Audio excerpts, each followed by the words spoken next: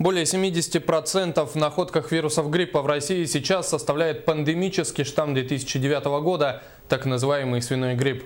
Мутации вируса не произошло, со следующей недели эпидемия пойдет на снижение, рассказала журналистам заместитель министра здравоохранения России Татьяна Яковлева. Она отметила, что пока все держится на контроле в рамках именно сезонного гриппа.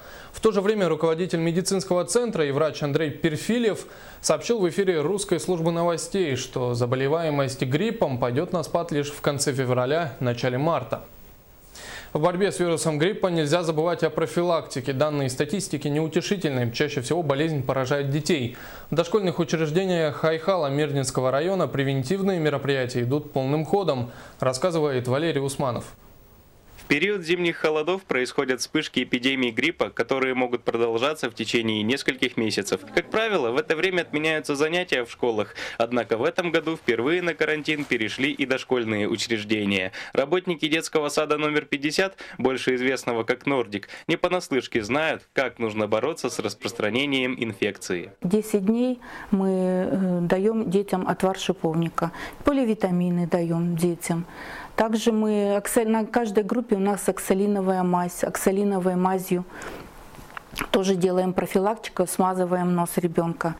Сейчас детсад опустел, однако в его коридорах, игровых комнатах и группах идет оживленная работа. Персонал проводит здесь тщательную уборку, проветривает помещение, ионизирует воздух специальным аппаратом. Особое внимание уделяется кухне детского сада. По согласованию с родителями в меню добавили отвар шиповника и чеснок. Сотрудники Нордика надеются, что самочувствие их подопечных улучшится и ребята снова вернутся в свой детский сад, где они продолжат играть и развиваться. Тем не менее, специалисты напоминают, что карантин – это не дополнительные каникулы, а мера, необходимая для препятствия распространения вируса воздушно-капельным путем. Хочется сказать и обратить особое внимание, в первую очередь, конечно, родителей.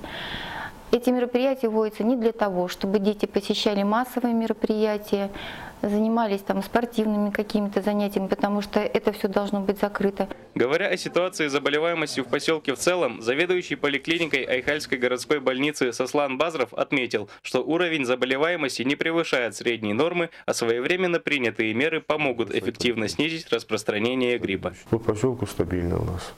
Нету роста такого, это сезонный, а обычный сезонный рост, сезонные заболевания, которые наблюдаются каждый год. Ждем прогноза, благоприятного прогноза ждем.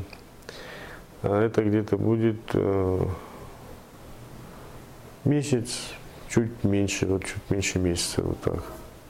Спадет заболеваемость.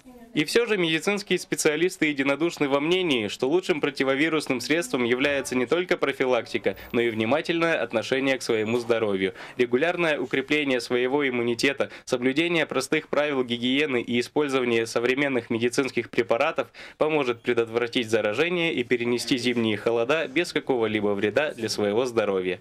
Валерий Усманов, Александр Домонтович, телерадиокомпания «Алмазный край».